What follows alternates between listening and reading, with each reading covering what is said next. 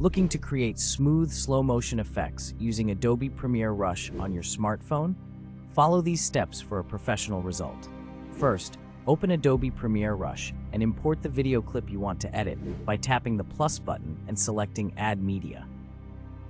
Once your clip is in the timeline, tap on it to select it. Next, locate the speed icon at the bottom of the screen and tap it. This will bring up the speed adjustment options. To create a slow motion effect, drag the speed slider to the left, reducing the speed to a desired level. Typically, 50% or lower works best for smooth slow motion. Ensure maintain pitch is enabled to keep the audio pitch natural, even at the slower speed.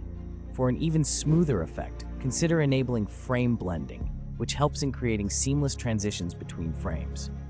Once you're satisfied with the speed, review your clip to ensure it plays smoothly. If needed, make additional tweaks to the speed settings. Finally, export your video by tapping the Share button at the top right corner, selecting your preferred export settings, and saving the video to your device. There you have it, a professional slow-motion video ready to impress. Comment edit and I will send a 300 premium editing asset pack at 90% off.